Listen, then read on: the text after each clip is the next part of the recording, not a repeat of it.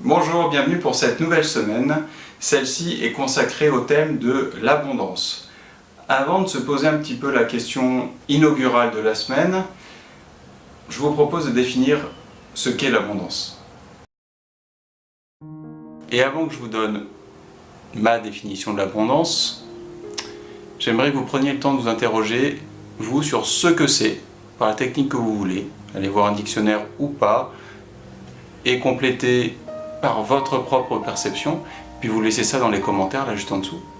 Et puis vous pouvez le faire, vous faites pause, et puis allez-y, écrivez. Pour moi, l'abondance, c'est quand j'ai plus que ce dont j'ai besoin. Ça veut dire que je vais avoir plus de ressources que ce que j'ai besoin pour vivre, plus de ressources. Du coup, pour moi, ça reste uniquement dans le domaine du monde physique, donc dans le domaine du fait d'avoir des choses accessibles et qui finalement m'appartiennent, ou en tout cas qui ne sont la propriété de personne et dans lesquelles je peux aller piocher sans léser qui que ce soit, ni de façon directe ni de façon indirecte.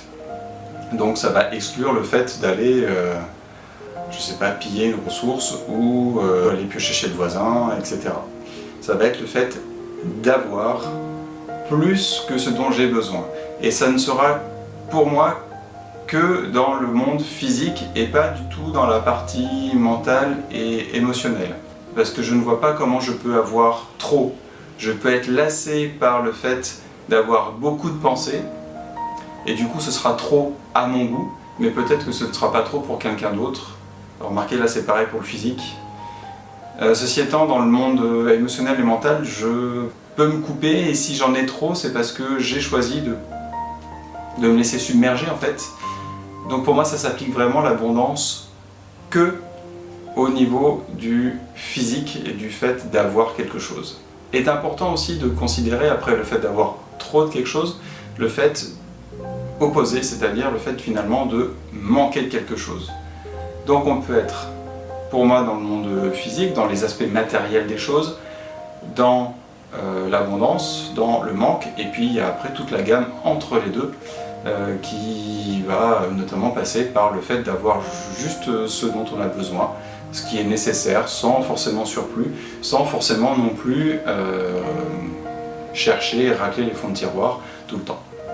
Voici ma définition de l'abondance et je pense qu'à peu de choses près, ça doit être ce qu'on peut retrouver dans les dictionnaires. La question inaugurale de la semaine, finalement, est de se demander, vis-à-vis de l'abondance, comment nous nous situons, nous, aujourd'hui. Suis-je plutôt globalement dans l'abondance, suis-je plutôt globalement dans le manque, ou finalement dans la position d'équilibre entre les deux, de façon globale, de façon générale. C'est tout pour aujourd'hui. Je vous remercie d'avoir regardé la vidéo. Comme toujours, je vous encourage à partager, à me dire que vous aimez la vidéo, à commenter sur ce que je fais, sur comment je le fais, sur éventuellement ce que vous aimeriez trouver, plutôt que... vous pouvez peut-être avoir envie d'un contenu différent de celui que je vous propose. Allez-y, exprimez-vous, les commentaires sont là pour ça, vous pouvez m'envoyer des messages, et quoi qu'il en soit, belle journée à vous. Salut!